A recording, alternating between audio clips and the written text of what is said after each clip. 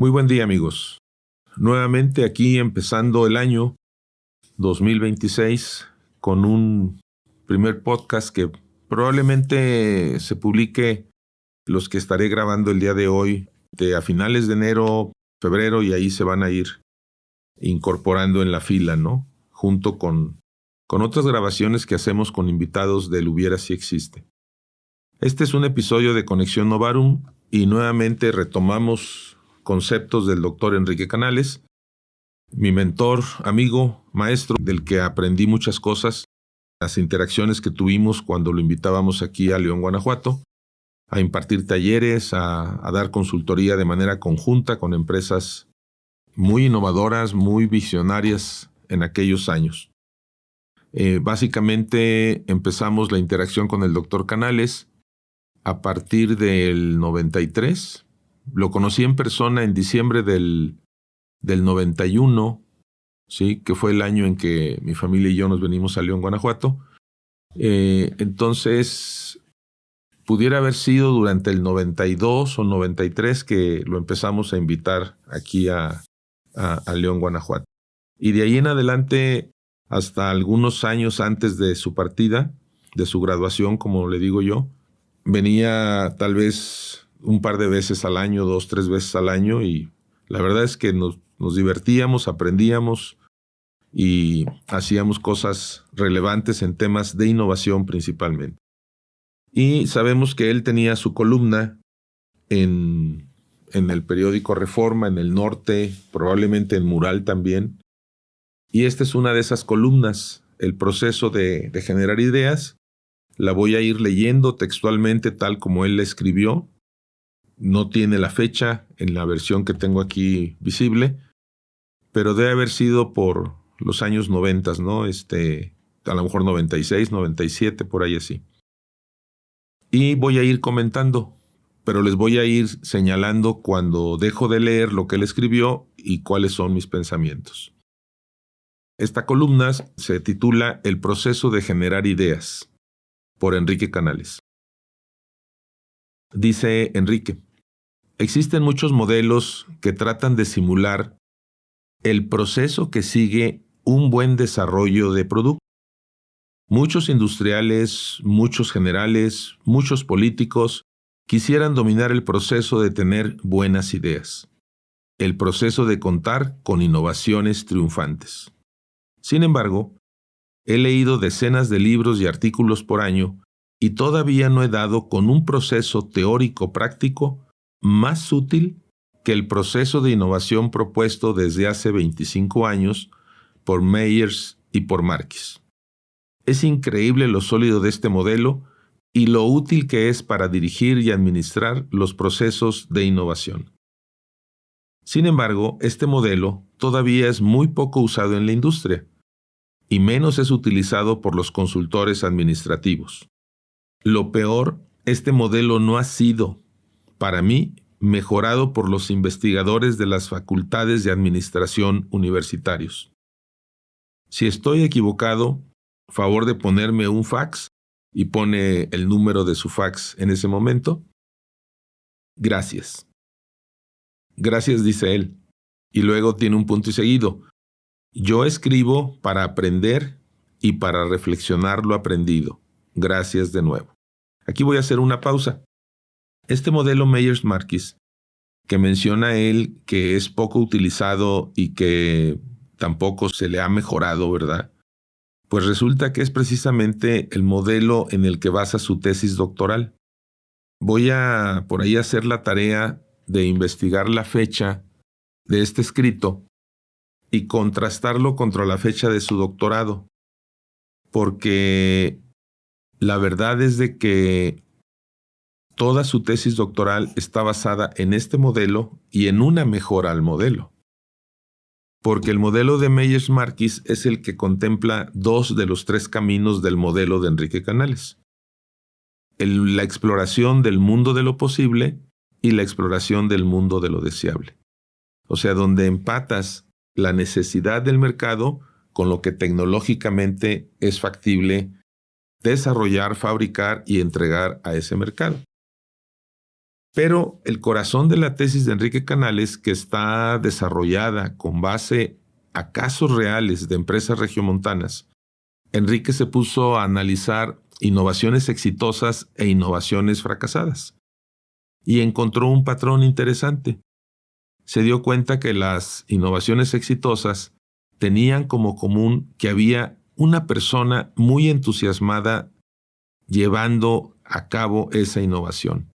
Y entonces de ahí generó el primer camino de su modelo, el yo interior. El camino en donde la persona se autoconoce, entiende sus emociones, identifica sus quehaceres, se enfoca y a partir de ahí empieza el camino de ascenso, como lo mencionaba él en su libro El cultivo de tu fregonería, el cultivo de ascenso simultáneo por dos veredas, una la del mundo de lo deseable, lo del mercado, los segmentos, el mercado potencial o los dolores en el mercado, como se le llama ahora, y el mundo de lo posible, todo lo que otros investigadores han desarrollado, ¿verdad? Han documentado y han avanzado en el tema del quehacer que la persona estaba identificando. Entonces, esto me va a llevar a esa investigación de las fechas.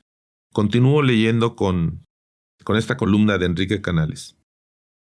A cada rato me encuentro artículos de supuestamente gente muy sesuda que empieza el proceso de innovación con la idea, la pone entre comillas, la idea. Y piensa que si el proceso empieza con una buena idea, pues le parece lógico que la empresa o el grupo o la persona debe de ponerse de modo de generar muchas ideas para escoger las mejores. Curioso, implican que si una persona o un grupo de trabajo genera muchas ideas, la probabilidad de contar con varias ideas buenas es muy alta. Eso no es cierto. Las ideas buenas no tienen nada que ver con el número de ideas generadas. Por eso, tampoco es cierto que entre más gente participe en generar ideas es mejor, porque así van a generar más ideas. Jaja, aquí la cantidad no tiene nada que ver con la calidad. Hago una pausa para comentar e intercalar algunas frases que él decía, ¿verdad?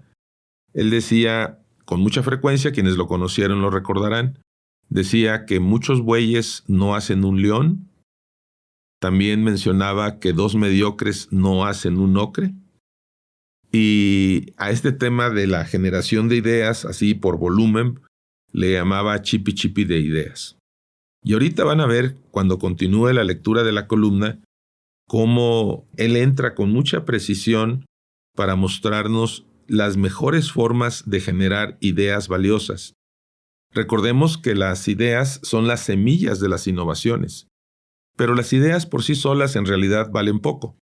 Hay que vivir todo un proceso de hacer realidad esa idea y llevarla exitosamente hasta el mercado. Pero aquí es la crítica que él hace a los procesos de generación de ideas, pensando que por muchas ideas que generemos va a ser mejor. Y repaso lo que dijo en el último párrafo que leí. Aquí la cantidad no tiene nada que ver con la calidad. Se refiere a la calidad de las ideas. Continúo la lectura de lo que escribió Enrique. Decía Einstein que francamente él solo había tenido una muy buena idea en toda su vida. Una buena idea en toda la vida. Casi como Cervantes, casi como Rulfo, casi como Darwin, casi como miles de innovadores que dejan grandes marcas. Total que el proceso de innovación de Meyers Marquis empieza no con una buena idea, sino con muchas ganas de saber. Esas ganas de saber, para llegar a tener al final de cuentas una innovación exitosa, tiene que tener dos vertientes. Saber todo lo más posible del mundo material, del mundo de lo que ya se ha hecho antes al respecto, y la otra vertiente, saber todo lo más posible del mundo de las necesidades, del mundo de lo que la gente quiere. Si una persona quisiera tener muy buenas y valiosas ideas, primero tiene que echarse a pie dos grandes excursiones simultáneamente. La primera excursión tiene que dirigirse hacia la frontera de lo que ya se conoce. Esto es, tener que leer libros, leer artículos medio científicos, platicar con proveedores internacionales, buscar con emoción las patentes, saber de las discusiones de los conocedores. Al mismo tiempo, tiene que iniciar la otra excursión. Tiene que procurar llegar a la frontera de lo deseable. Esto es, tiene que aprender a leer lo que la gente quiere en el fondo. No se trata de saber lo que la gente sabe que quiere. Aquí voy a hacer otra pausa.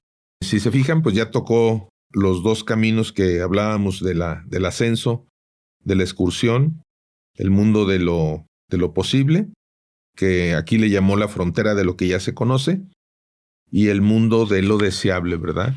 Que es la parte de entender qué es lo que quiere ese mercado meta, y como él menciona, qué quiere en el fondo. O sea, probablemente son necesidades no articuladas y no solamente lo que ellos expresan, ¿verdad? Como lo que quieren, ¿no? Muchas innovaciones, cuando son tipo push, o sea, tipo empujar, son para crear nuevas necesidades que probablemente los consumidores no se han dado cuenta que pudiera ser útil, ¿no? Y muchas de las cosas que tenemos el día de hoy han sido de esa naturaleza, ¿no? O sea, realmente dudo que alguien le hubiera dicho a Steve Jobs que quería un iPad o que quería un iPhone, sino que fueron propuestas de Apple, ¿verdad?, para el mercado. Y por cierto, en interacciones que he tenido con personas que convivieron con Enrique Canales de manera mucho más frecuente que yo, porque en las empresas de Monterrey que él daba la asesoría para temas de innovación, temas de administración de la tecnología, se reunía una vez por semana con una persona que él solicitaba que la empresa le asignara, que era su punto de contacto con la organización y que le ayudaba a coordinar a otro grupo de colaboradores que denominaban los exploradores. Eso lo acabo de conocer hace un par de meses. A través de personas que convivieron con Enrique en grandes empresas en Monterrey. Y convivieron jugando este rol de ser los coordinadores de los procesos de innovación que Enrique tenía con la empresa y eran el punto de contacto con los exploradores, que podrían ser 5, 7, 8, 10 personas, y cada una de esas personas estaba trabajando en sus quehaceres buscando llegar a la frontera del conocimiento. Bueno, continuando con la columna de Enrique, voy a leer la última frase donde dice: no se trata de saber lo que la gente sabe que quiere. Eso cualquier competidor también ya lo sabe. Se trata de saber lo que la gente quisiera tener, pero todavía no sabe que se puede hacer. Esta parte de mercadotecnia es todavía un mapa oscuro, una gran tierra incógnita. Y lo he dicho 100 veces, los de mercadotecnia no cuentan con suficiente investigación para ahondar en los recónditos deseos de los consumidores. Por eso, todos los competidores saben más o menos lo mismo del mercado, porque lo ven con los mismos ojos, con los mismos instrumentos, con los mismos modelos teóricos. El modelo de Meyer-Markis nos dice que una vez que una persona está al mismo tiempo en la frontera del conocimiento de lo que es posible hacer y en la frontera de lo que es deseable que se haga, entonces esa persona va a tener a fuerza una o varias ideas muy buenas, muy valiosas, muy rentables. Por lo tanto, no se vale pensar en tener ideas valiosas antes de llegar a las dos fronteras. Y esto es lo que todavía sigo viendo demasiado en los medios y en la literatura del quehacer industrial mexicano e internacional. Los investigadores de la UNAM y los de las demás universidades y tecnológicos del país tan solo se cantean para excursionar en el mundo de lo posible. Y bien llegan a la frontera y tratan de mover esa frontera a lo loco. No están aterrizados en el mundo de lo deseable, ni con el mundo de las necesidades comprobadas, y por lo tanto inventan el hilo de triple hélice, sin que nadie de la industria y del mercado les interese en absoluto. Muy interesante, ¿no? Lo que nos está diciendo es que cuando nosotros llegamos a esas dos fronteras de los dos caminos de exploración, en el quehacer que la persona, ¿verdad?, que está cultivando su fregonería ha definido, él nos decía que puedes tener entre 3 y 5 quehaceres, pero curiosamente también lo justificaba por, por la tecnología que estaba disponible en aquella época, ¿sí? Porque él decía, muchas veces vas a solicitar un artículo a una universidad que está en el otro lado del mundo y pues va a tomar tiempo en que te llegue a través de un fax o a través de correo, ¿verdad? Era muy incipiente el internet en aquellos tiempos. Entonces, en lo que te llega la información o en lo que consigues la cita con un investigador y que puedes ir a visitarlo a lo mejor o que tienes una llamada telefónica, que salían carísimas, por cierto, pues puedes ir avanzando con otro que hacer. Hoy todo eso se ha colapsado, ¿verdad? En cuanto al tiempo, ¿verdad? Por la velocidad con la que podemos conseguir la información y también por las herramientas que tenemos para interacción virtual con investigadores o gente muy fregona de cualquier parte del mundo. Entonces, lo que subraya es que cuando tú vas caminando esos dos caminos, vas a llegar a la frontera, lo cual es una experiencia muy interesante. Ya después les platicaré de un modelo que yo desarrollé viviendo estos conceptos para llegar a la frontera del conocimiento y a la frontera de, pues también de conocer las necesidades del mercado. Lo que él dice es que vas a generar una o varias ideas muy buenas, pero son pocas realmente. Estamos hablando de que son ideas, yo les llamaría, muy informadas, muy documentadas, con bases muy sólidas, ¿no?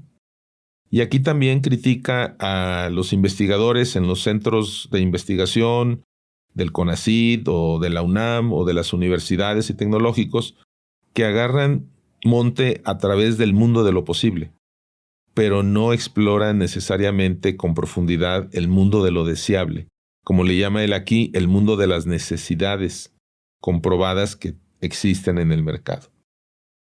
De esta forma, ciertamente, pues se publican documentos científicos, ¿verdad? Investigaciones, pero con frecuencia desconectados para satisfacer una necesidad en particular.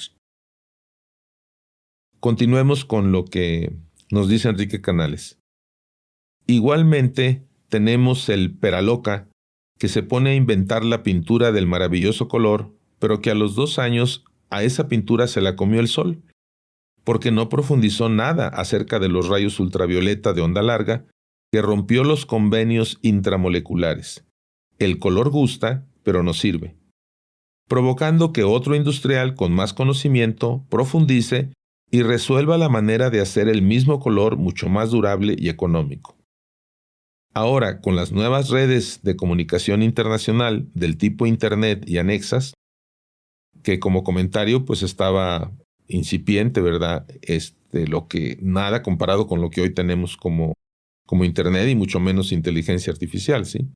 Dice él, ahora con las nuevas redes de comunicación internacional del tipo Internet y anexas, es mucho más fácil llegar a la frontera internacional del mundo de lo posible. Ahora es más fácil consultar con los meros perros sobre un tema muy, muy picudo. Lo malo es que si les queremos preguntar sin saber a profundidad, nos van a mandar electrónicamente por un alambre. Ahora es cuando los mexicanos nos podemos emparejar con el primer mundo, si estamos de acuerdo con profundizar en un pequeño pero importante tema. Primero vamos a concentrarnos, luego vamos a conocer las dos fronteras, el saber material y el saber del trabajo. Luego vamos a exagerar la situación para generar una o varias ideas valiosas. Y el último párrafo de este artículo nos menciona que con una o dos ideas valiosas, cualquier proceso de innovación, cualquier seminario de administración de proyectos, nos puede servir para convertirlos en realidad.